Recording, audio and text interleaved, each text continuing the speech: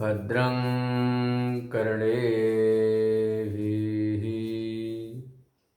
शृणुयाम देवाः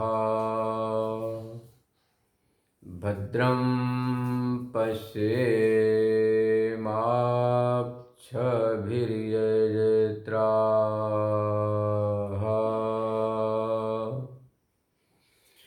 स्थिरैरङ्गैस्तुष्टुवागुंसस्तनूभिर्व्यसेमदेवहितं यदायुः स्वस्ति न इन्द्रो वृद्धश्रवाः स्वस्ति न पूषा विश्ववेदाः स्वस्ति नस्तार्क्ष्यो अरिष्टनेमिः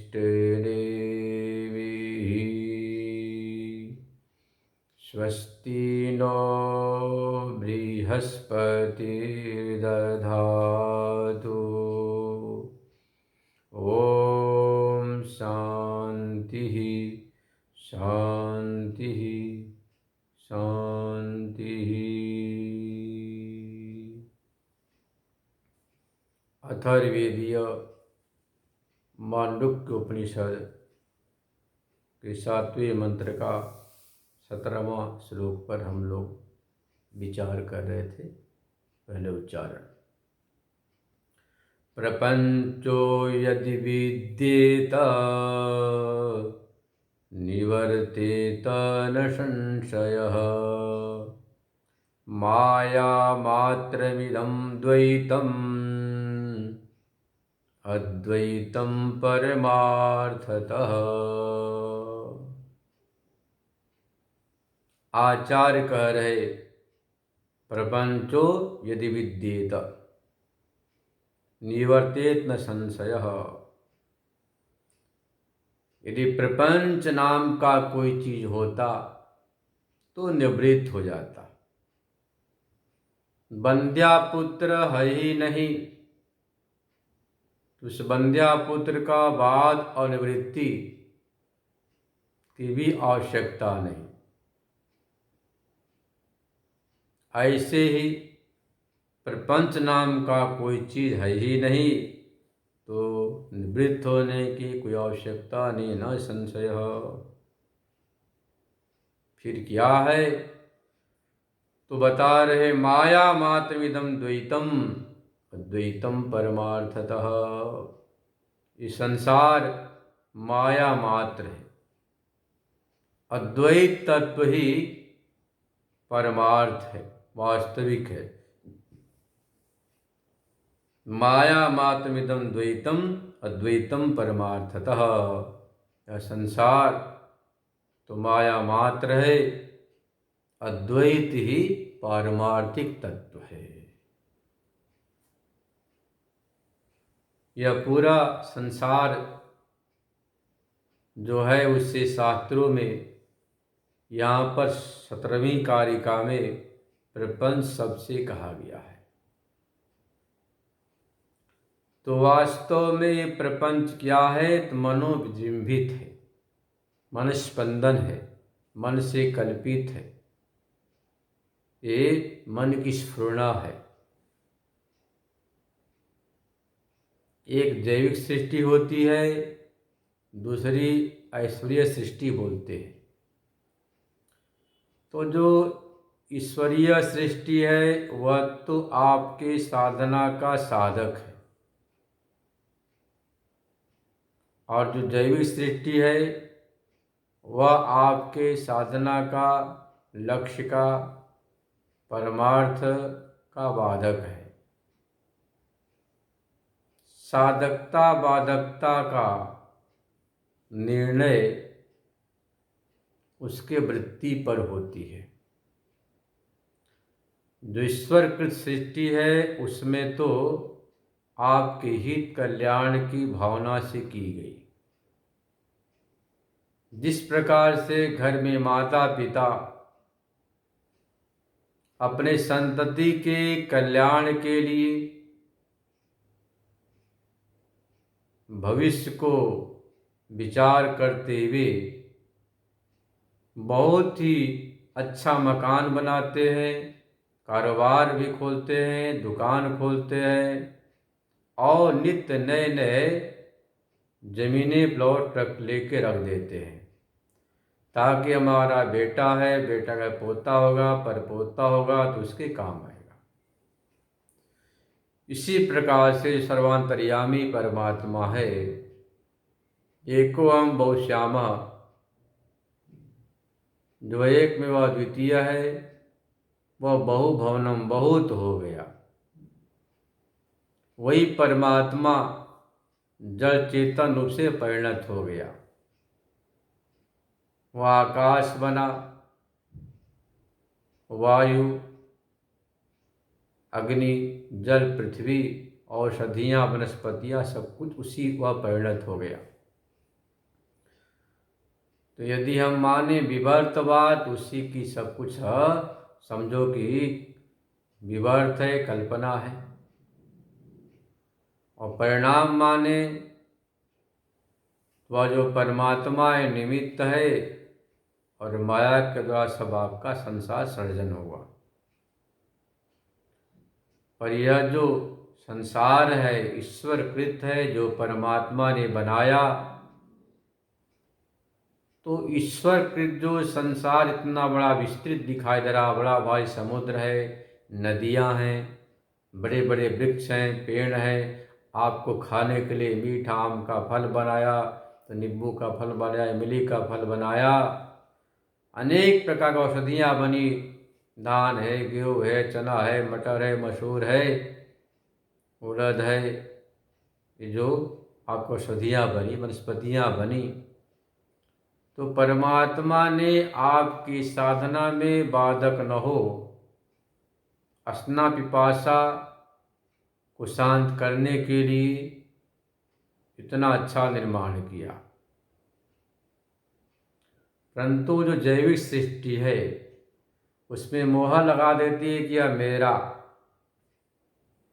यह जो दिखाई दे रहा है, यह मकान मेरा, यह दुकान मेरा, यह तेरा। तो ये मेरा तेरा का जो भावना है, ये जो मेरे तेरे की जो भावनाएं हैं, जो संकल्प है, विकल्प है, जो इच्छा है, जो तृष्णा है,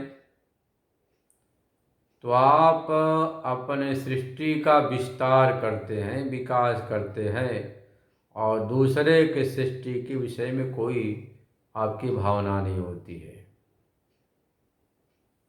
तो जहाँ पर मैं पनाया जैविक सृष्टि हो गई, यही बाधक है। हालांकि आपकी नहीं है, आपके लिए है।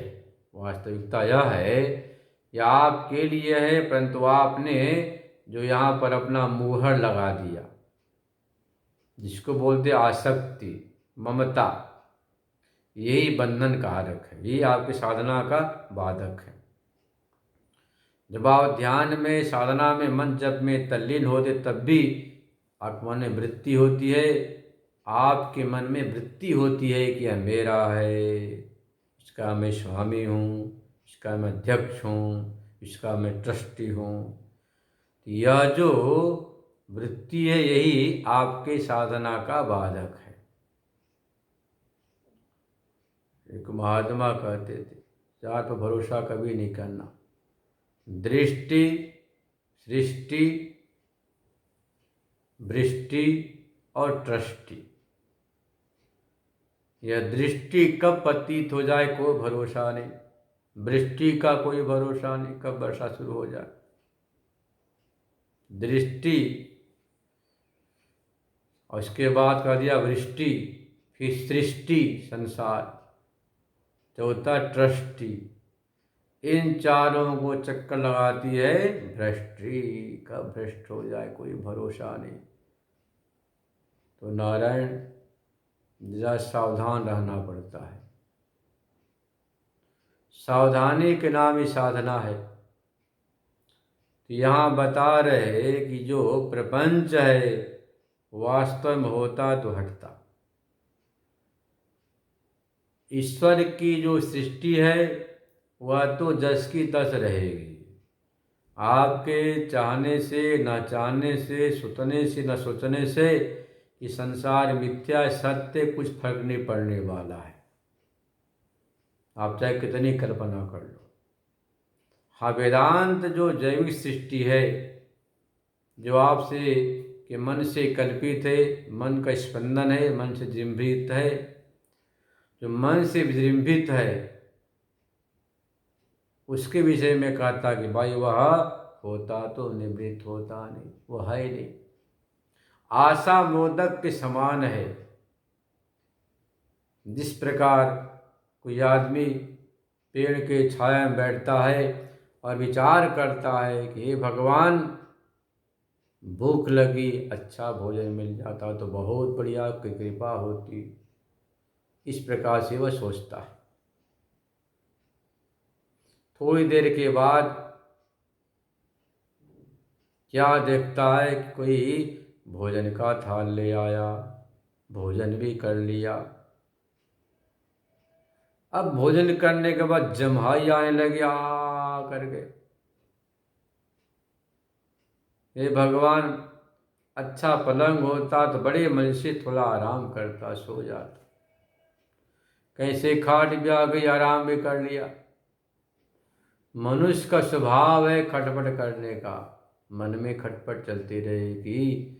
सो तो गया, एकांत है, जंगल है, झरना है, आसपास कोई नहीं है, कहीं झपकी लगी और शेर आया तो शेर तो खा जाएगा।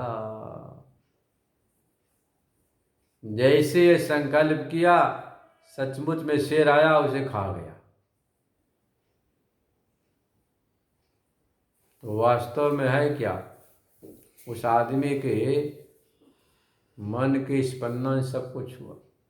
ऐसे यहाँ पर है, यहाँ पर भी यही बात है। आप मुंबई आए, खूब पैसा कमाए, मकान बना लिए, शादी ब्याह हो गई, बच्चे कच्चे पैदा हो गए। अब आपको अपनी परवाह नहीं बच्चे कच्चे की। वह तो बिल्कुल नहीं सोचते आपके विषय में कि हमारे दादा दादी का, पिता माता का कल्याण हो या ना हो, और आप दिन न सोचते रहते। यह जो आपकी जैविक सृष्टि है, जीव ने जो सृष्टि की, वह है कुछ नहीं। चाहे कितना मुहर लगा लो, जैसे शरीर छूटा सब समाप्त। शरीर है तब भी नहीं, तब भी जबरन लोग अपने नाम करा लेते, तुम बूढ़ा हो गए, बूढ़ी हो गई, इतना ममता क्यों करते, मोह क्यों करते, अब राम राम करो। तो ये बता रहे कोई प्रपंच होता तो हटता, प्रपंच तो है नहीं। अब काल्पनिक वस्तुओं की सत्ता ही क्या, माया मात्रम, ये तो माया मात्र है। इदम द्वैतम, सत्य क्या है तो कहा द्वैतम परमार्थतः त्रैकाल्यवाद्यत्वम पारमार्थिकत्वम। जिसका तीनों काल में बाध न हो, वह तो आपकी अपनी आत्मा है और वही सत्य है। वह हमेशा एक रूप रहती है, एक रस रहती है, उसका कई बात होता ही नहीं है। अद्वैतम परमार्थतः, तीनों काल में जिसका बाध न वही सत्य कहलाता है, वही परमार्थ। शरीरादि का तो बाध होता है, जागृत व्यवहार, जागृत शरीर का सपने में बाध हो गया, सपने का जगने के बाद जागृत से हो गया, और दोनों का बाध हो गया सुषुप्ति में। पर जो दोनों के अंतराल में मैं था, मैं का बाध नहीं। मैं की स्मृति हमेशा बनी रहती, वही मैं गाढ़ निद्रा सोए, वही मैंने सपना देखी, वही मैं इस प्रकार से जागृत में हूँ। जो मैं बचपना में था वही मैं जवान अब हो गया हूँ, अब मैं बुढ़ापे की तरफ बढ़ रहा हूँ। तो ये जो मैं है, मैं का कई बार हुआ न अवस्था से, न काल से, न देश से, न व्यवस्था से। अरे बड़ा भारी अमीर था, अब देखो मैं थोड़ा गरीब हो गया। तो जिसका अवस्था से, अवस्था मतलब उम्र से, बचपना से, जवानी से, बुढ़ापे से, देखो बचपना के बाद हुआ जवानी से, जवानी के बाद हुआ बुढ़ापे से अवस्था। परंतु मैं का बात नहीं होता, मैं तब भी वही था, आज भी वही है, बुढ़ापा में मैं वही है, मैं वही बोलते वही मैं हूँ जो आपको 50 साल पहले मिला था अमुक जगह। तो मैं का बाद नहीं हुआ। व्यवस्था, पहले आप अमीर थे, बोलते अब तो मैं गरीब हो गया, कोई पूछता नहीं, तब भी मैं वही है। अवस्था, व्यवस्था और फिर देश। पहले मैं मुंबई था, मैं हरिद्वार आ गया हूँ, अब मैं वही है, जो मैं था मुंबई वही मैं हरिद्वार है। तो देश से बात नहीं हुआ। तो चाहे अवस्था हो, व्यवस्था हो, देश हो, चाहे काल हो, जिसका कई बाद न हो, वही सत्य, वही परमार्थ है, वह है आत्मा का स्वरूप। अद्वैतम परमार्थ। अद्वैत मतलब उसमें जरा द्वैत नहीं। प्रत्येक प्राणी अपने को मैं ही पुकारता, चाहे बच्चा हो, बालक हो, वृद्ध हो, चाहे किसी मजहब, अपने को मैं। भाषा का भले ही फर्क पड़ जाए, कोई आई कहता, कोई अहम कहता, कोई मैं कहता, कोई कुछ कहता, पर है वही। तो यह जो अद्वैत है, पारमार्थिक तत्व। भाष्य। प्रपंच निवृत्तिया चेत प्रतिबुद्धते अनिवृत्ति प्रपंचे कथम अद्वैतमिति उच्यते। सत्यमेव, प्रपंच की निवृत्ति हो जाए, प्रतिबुद्धते, जब वह स्वरूप में जग जाता तो प्रपंच निवृत्ति हो जाए, तो प्रपंचे कथम अद्वैतम। और अनिवृत्ति कहा, प्रपंच की निवृत्ति न हो, प्रपंच जस का तस यदि बना रहे, तो फिर अद्वैत कैसे।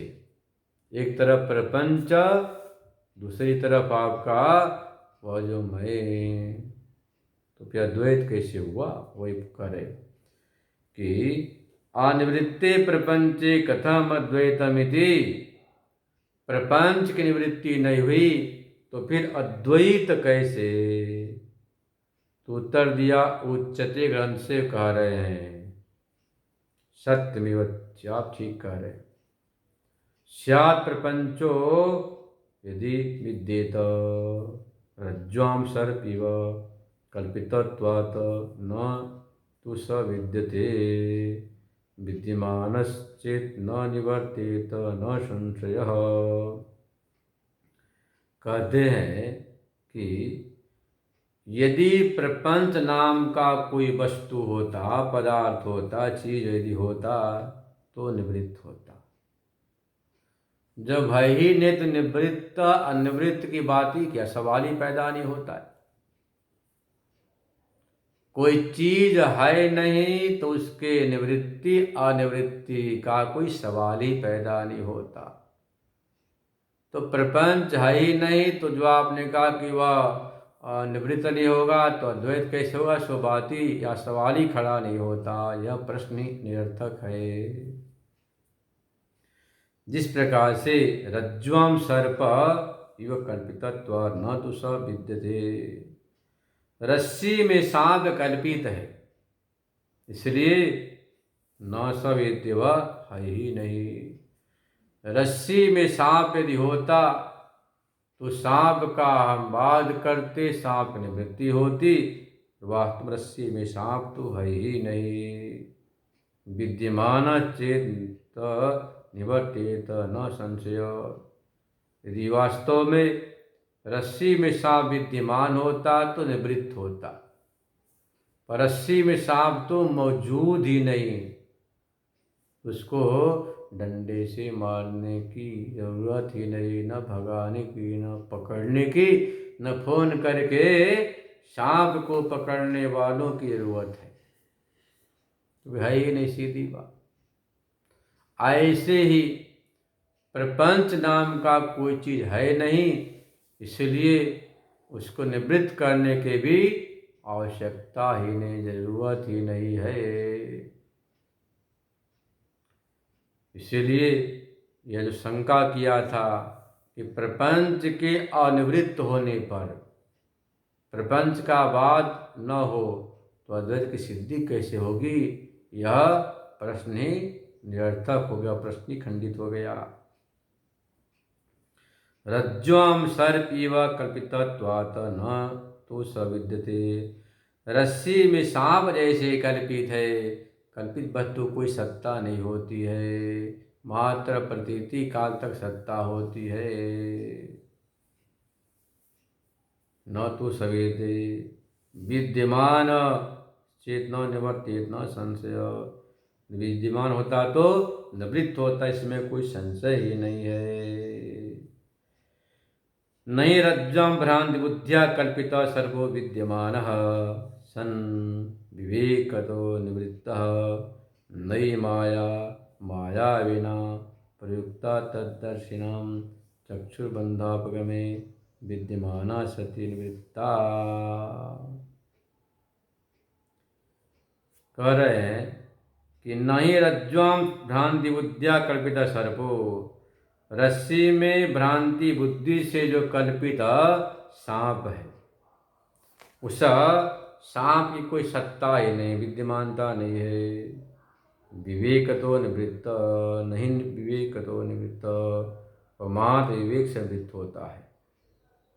नई माया माया विना प्रयुक्ता तदर्शना चक्षुर्बंधापगमे विद्यमान सती निवृत्ता। जैसे कोई जादूगर मायावी माया दिखाता हो, जो जादूगर की माया है, जो माया दिखाता है जादूगर, वह जो माया दिखाता है वो जादूगर, वह मात्र दर्शकों के चक्षु का बंधन करता है।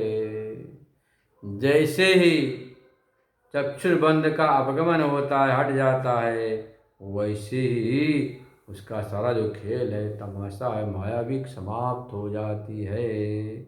ऐसे ही आप अज्ञान निद्रा में सो रहे हैं, अज्ञान निद्रा में सोने के कारण से आपको इस संसार की प्रतीति हो रही कि संसार है, और जैसे ही यह ज्ञान हुआ कि भाई अज्ञान नाम का कोई चीज है ही नहीं, प्रपंच है ही नहीं, यह तो मात्र माया से भाषित हो रहा है, ऐसा ज्ञान होते ही तत्काल जो है ना उस माया की निवृत्ति हो जाती है, प्रपंच की निवृत्ति हो जाती है, बात हो जाती है। ये अभी मात्र शब्दों का प्रयोग है, वास्तव में कुछ है नहीं, परंतु जो हम बोलते हैं वह मात्र एक शब्द प्रयोग मात्र ही है, क्योंकि वास्तव में होता तो निवृत्त होता, पर कल्पना से खड़ा है, इसलिए हम काल्पनिक वस्तु की निवृत्ति एक समझने समझाने के लिए कहते हैं कि भाई रोशनी लाई तो अंधकार छटा, अंधकार छटा तो वस्तु का दर्शन हो गया, रज्जु का, रज्जु के दर्शन साक्षात्कार होते ही सांप निवृत्त। तो सांप था नहीं, पर निवृत्ति जो कहते हैं वह मात्र शब्द प्रयोग है। तो वही बात यहाँ बता रहे कि भाई यहाँ पर प्रपंच नाम का कोई वस्तु होता तो निवृत्त होता, कोई वस्तु है ही नहीं, इसलिए निवृत्ति का सवाल ही पैदा नहीं होता। तथेदम प्रपंचाख्यम माया मात्रम द्वैतम रज्ज्वन माया विवच्चद्वैतम परमार्थ तस्मान् न कच्चित् प्रपंच प्रवृत्तो निवृत्तो वास्ति ते प्रायः। इससे क्या सिद्ध हुआ ये जो प्रपंच है ये क्या है? माया मात्र है। तो माया मात्रम द्वैतम, जो प्रपंच है कैसा है? तो माया मात्र है। तो माया मात्र ये द्वैत होने के कारण से कैसे रज्जुवत मायावी, रस्सी में जैसे दिखाई पड़ता सांप, या जादूगर जो अपनी जादू दिखाता है, ऐसे संसार है। अद्वैतम परमार्थ तस्मान न कश्चित् प्रपंचन प्रवृत्तो निवृत्तो वा स्थिति प्राय। इसलिए तो कोई प्रपंच प्रवृत्त है न निवृत्त होता है। तो प्रपंच नाम का कोई चीज होता तो निवृत्त होता। तो इससे क्या सिद्ध हुआ? वास्तव में कुछ है ही नहीं, यह मात्र अविद्या से इस प्रपंच की प्रतीयमानता है। विद्या से अविद्या का मात्र बाद होता है। अविद्या के बाद होते ही आपको अपने स्वरूप का साक्षात्कार हो जाता है। विकल्पो विनिवर्तेत कल्पितो यदि केनचित् उपदेशादयं वादो ज्ञाते द्वैतं न विद्यते। विकल्पो विनिवर्तेत कल्पितो यदि केनचित् उपदेशादयं वादो ज्ञाते द्वैतं न विद्यते।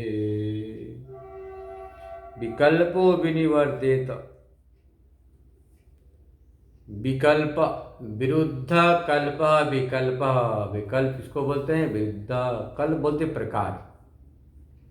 तो विरुद्ध कल्प विकल्प, रात का विरोधी जैसे दिन है, दिन का विरोधी रात है। देवता का विरोधी जैसे कि दैत्य, दैत्य का विरोधी जैसे कि देवता है। ऐसे ही यहाँ पर बता रहे कि जो विकल्प है वह हट जाता यदि किसी से कल्पित होता। फिर पूछ रहे कि बताओ व्यवहारिक जगत में ये सारी जो व्यवस्थाएं हैं कि एक गुरु है शिष्य है, दोनों के बीच में उपदेश है, यह व्यवस्था कैसे बनेगी? नितांत द्वैत की सत्ता को स्वीकार नहीं करेंगे कि द्वैत नाम की कोई चीज है ही नहीं। जब आप द्वैत को स्वीकार नहीं करोगे, ये बताओ कि यह जो व्यवहारिक जगत में व्यवस्था है, व्यवहारिक व्यवस्था क्या है कि गुरु महाराज शिष्य जी है ना, यह पिताजी पुत्र, ये माँ ये बहू, यह सास ये बहू, ये माँ ये बेटी, ये स्वामी ये सेवक, ये व्यवस्था कैसे चलेगी?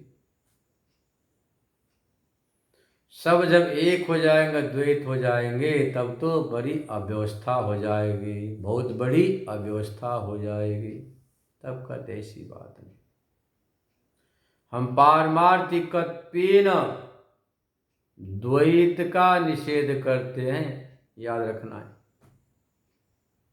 वेदांत का सर्वोच्च ग्रंथ है। अब आजकल खुद बस कौमुदी भी नहीं पढ़ते हैं, बन जाते बड़े कथाकार। बड़े बड़े भागवताचार्यों को पूछ लो, पंचसंधियाँ नहीं आती होगी, बड़े बड़े के बात में, छोटे मोटे के नहीं। जो कि स्पष्ट लिखा है कि विद्यावताम भागवते परीक्षा, भागवत विद्वानों की कसौटी है, परंतु व्याकरण नहीं, न्याय नहीं, मीमांसा नहीं, षडंग नहीं, और सीधे भागवत का पोथा लेके सुनाने लग जाते। आप भी कहते बहुत सुंदर सारो कथा छे, सुंदर कथा छे, खास सारो छे। ऐसे है जैसे कठोपनिषद में कहा गया है, अविद्यायां वर्तमानाधीरा स्वयं दंद्रमना पर्यंति मूढ़ा अंधेनैव नियमाना यथांधा। अंधेनैव नियमाना यथांधा, जैसे कोई अच्छी गाड़ी हो और ड्राइवर अंधा हो। अब विचार करो, 300 सीटों वाले कोई अच्छी बस हो और वह बस जो है ना जमीन पर चलती हो, आकाश में उड़ती हो साथ साथ, और ड्राइवर बैठ जाए अंधाराम प्रज्ञा चक्षु। तो ड्राइवर यदि सारथी प्रज्ञा चक्षु होगा तो अब विचार करो, उड़ाएगा हेलीकॉप्टर तो कहाँ गिरेगी जाएगी वो। वह जो आपका वाहन है, व्हीकल है, जो गाड़ी है, कहाँ गिरेगी? खड्डे में, समुद्र में, पानी में। स्वयं मरेगा दूसरे को मारेगा। वही तो आजकल हो रहा है। ये सब कलयुग के जीव हैं। देवी भागवत में स्पष्ट कर दिया, देवी भागवत में, ये ते कलयुगी जीवहा, कलयुग के प्राणी, कलयुग के जीव। इन्हें तो अंधा गुरु अच्छा लगता है। श्रोत्रिय ब्रह्मनिष्ठ गुरु के पास नहीं जाते हैं, अंधे गुरु के पास। और बाद में क्या बोलते? महाराज हमारी इस लोक की कामना सिद्ध नहीं हुई, फिर परलोक की कहाँ सिद्ध होगी?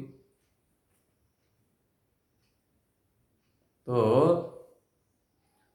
अंधे नहीं व नियमाना यथांधा की तरह से आप जो है ना गुरु बनाते हैं, जिसको बोलते हैं कान फूकने वाला गुरु। बस वही होता रहता है। गुरु कसौटी क्या है? श्रोत्रिय ब्रह्मनिष्ठम गुरु में विगच्छेत समित पाणी। श्रोत्रिय ब्रह्मनिष्ठ सदगुरु के पास जाना चाहिए, यह कसौटी है। वह यदि नहीं होगा तो आप अपनी जीवन यात्रा सफल नहीं कर पाएंगे, क्योंकि हमारे जीवन में गुरु की बहुत बड़ी महत्ता भूमिका है। यदि जीवन में सद्गुरु मिल गया तो सब बात बन जाती है। पर सद्गुरु मिल जाए, ज्ञानामृत की वर्षा करे और छत लगा के खड़ा होगा तो क्या होगा? छत लगा के खड़ा हो जाओ, वाटर प्रूफ जैकेट पहन लो तो क्या होगा? एक बूंद नहीं पड़ने वाली। वैसे यहाँ होता है। यदि आपके जीवन में सद्गुरु आ भी गया, ज्ञानामृत का वर्षा कर भी रहा है, पर अहंकार का चादर ओढ़ लिया कि मैं तो ट्रस्टी हूँ, अध्यक्ष हूँ, प्रेसिडेंट हूँ, मैं डॉक्टर हूँ, मैं मास्टर हूँ, मैं बहुत पुराना सत्संगी हूँ, तो भाड़ में जाओ, कुछ भी नहीं पल्ले पड़ने वाला है। जब तक अहंकार को छोड़कर सद्गुरु के चरणों में नहीं बैठेंगे तब तक काम बनने वाला नहीं। इस बीच में अहंकार की इतनी भयंकर खतरनाक चट्टान दीवार आ जाती है कि सद्गुरु के मिलने के बाद भी आप वहां तक पहुंच नहीं पाते हैं। कितनी वर्षा हो, छाता लगा लो, देखो नहीं पड़ने वाली। ऐसी जो अहंकार की चादर है कि मैं ट्रस्टी हूँ, तो मैं व्यवस्थापक हूँ, तो मैं डॉक्टर हूँ, तो मैं मास्टर हूँ, अध्यक्ष हूँ, उपाध्यक्ष हूँ, तो मैंने इतने PhD कर ली, डिलीट कर लिए, कर लो कि जो अहंकार की चादर आपको ही अनुभव है, स्वसंवेद्य है। ये अहंकार है कि स्वाभिमान है। स्वाभिमान तो बुराइयों से बचाव करता है, पर अभिमान आपको पतन के रास्ते पर ले जाता है। तो सद्गुरु मिल जाए तो उनके पास अहंकार की चादर को हटाकर बैठोगे तब जाकर के बोध होगा। ऐसी बहुत कथाएं भक्तमाल में आती हैं, बहुत कथाएं। पीपा साहब की है, गीसा साहब की है, गुरु के पास गए, कैसे गुरु ने परीक्षा लिया।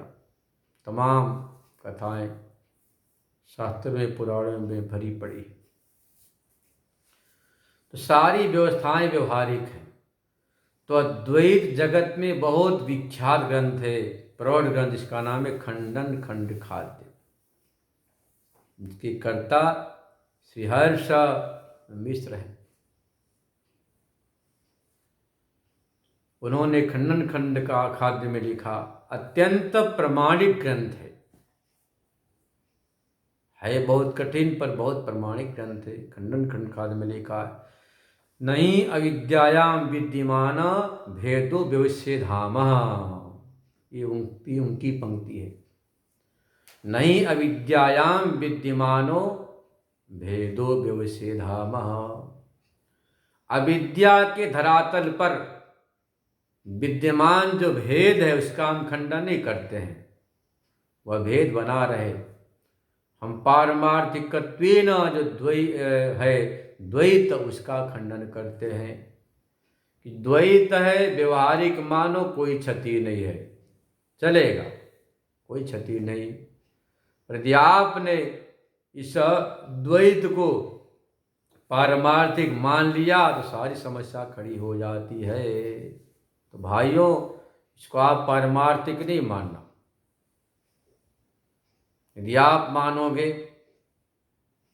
व्यवहारिक तो चलेगा, व्यवहार मानो, अच्छी बात है, मानना ही पड़ेगा आपको कि मैं जो है ना अध्यक्ष हूँ, प्रधानमंत्री हूँ, राष्ट्रपति हूँ, मंत्री हूँ, विधायक हूँ, है ना, ट्रस्टी हूँ, व्यवस्थापक हूँ, महात्मा हूँ, सेठ जी हूँ, सेवक हूँ, स्वामी हूँ। ये व्यवहारिक जो स्वाभिमान है, ईमान स्वाभिमान, यह तो आपके कर्तव्य का बोध कराता है कि आपका कर्तव्य है, और निष्काम कर्तव्य, भगवत प्रीत्यर्थ जो कर्तव्य कर्म होता है, वह चित्त को शुद्ध करके परमात्मा तक पहुंचने का साधन बन जाता है। एक ही कर्म है, चाहे व्यवहारिक हो या शास्त्रीय हो, दिया आप उस कर्म को, कर्तव्य को निष्काम मतलब भगवत प्रीत्यर्थ करो, कहने विश्वात्मा प्रियंताम नमः, मेरा कुछ नहीं, वही परमात्मा सब कर रहा, करवा रहा, इससे वह प्रसन्न हो। यदि आपकी ऐसी भावना है, ऐसी भावना होगी तो वह विश्वात्मा परमात्मा प्रसन्न होगा, और उस वह कर्म आपको बंधन में नहीं डालेगा, बल्कि वह कर्म आपको बंधन से छुटकारा दिलाएगा। क्योंकि भगवान श्री कृष्ण ने गीता में बताया है कि यज्ञार्थात् कर्मणो न्यत्र लोकोऽयं कर्म बंधनः, यज्ञो नाम विष्णु हो, यज्ञ नाम भगवान विष्णु का, नारायण का। भगवत प्रीत्यर्थ जो कर्म करते हैं, वह कर्म तो आपको मुक्ति का साधन बन जाता है। और जिस कर्म का संबंध इस शरीर से हो जाता है, पुत्र से, पौत्र से, घर से, परिवार से, समाज से होता है, वह कर्म आपको बांधने लग जाता है, बांध देता है, बंधन में पड़ जाते। तो निर्भर करता है कि आपकी दृष्टि कैसी है, आपकी सोच क्या, भावना क्या, समझ क्या, नियत क्या। बीच बाजार में एक 5-7 वर्ष का बालक भी है और आप भी है। यदि 5-7 वर्ष का बच्चा किसी युवती को घूर कर देखता है तो कोई बुरा नहीं मानता है, न युवती मानती है न समाज। और वहीं पर एक युवा पुरुष है, मात्र खड़ा है, घूर कर देखता भी है नहीं, तो क्या सोचेंगे कि इसके मन में कहीं कोई मालिन्य होगा, कालुष्य होगा, यहाँ क्यों खड़ा है इतने समय से, क्या बात है, क्या चक्कर है। क्योंकि बच्चे का चित्त, भावना, वृत्ति निर्मल है, उसके ऊपर किसी का संदेह, शंका नहीं होगी।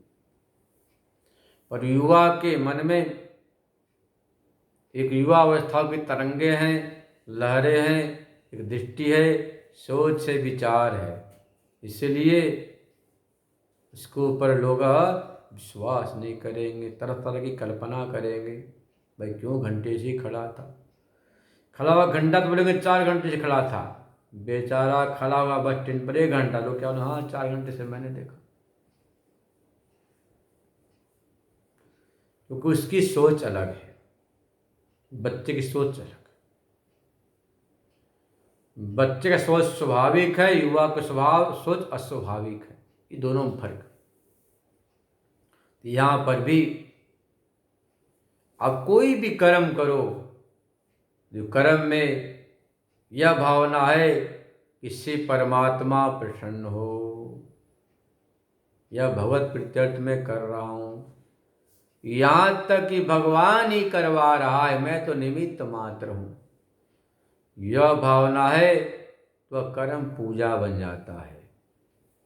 वह कर्म परमात्मा की प्राप्ति का साधक होता है, साधन बन जाता है। और कर्म आप क्या कर रहे हैं, भागवत कथा कर रहे हैं, सत्संग कर रहे हैं, प्रवचन कर रहे हैं, रामायण कर रहे हैं, और भावना क्या है कि 2-4 लाख मिल जाएगा। पहले मिला 1 लाख, इस बार चलो कोरोना है तो 1 नहीं तो आधा तो मिल ही जाएगा।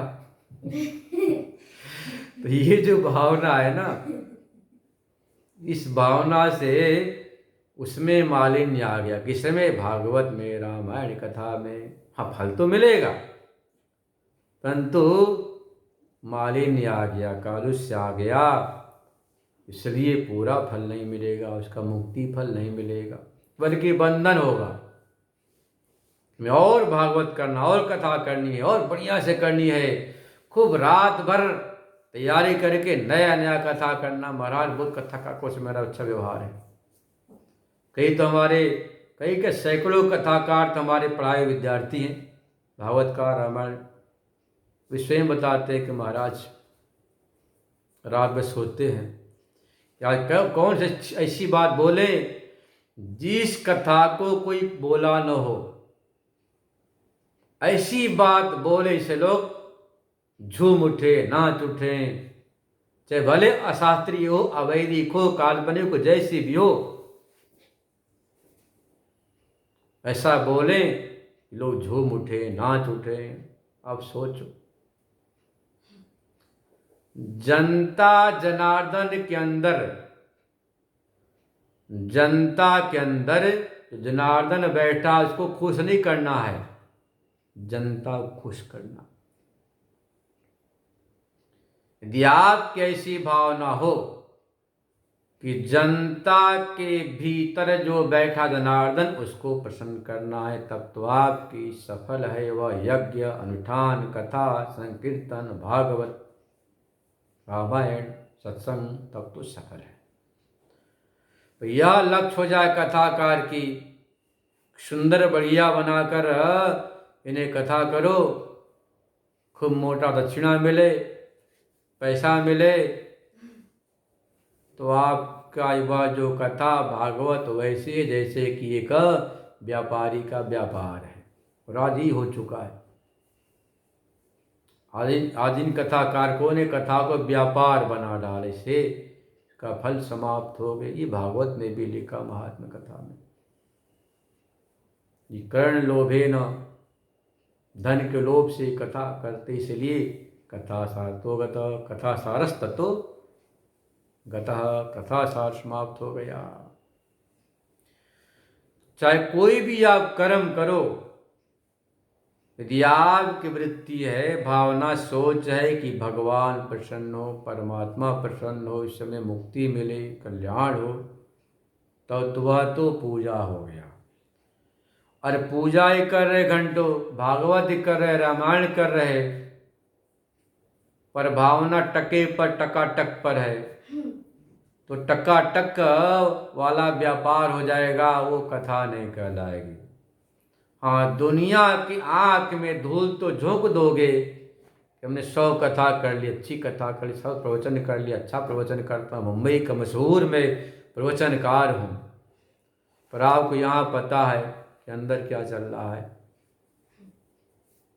इसलिए कह दिया कि नहीं अविद्यायाम विद्यमान भेद विषेधाम।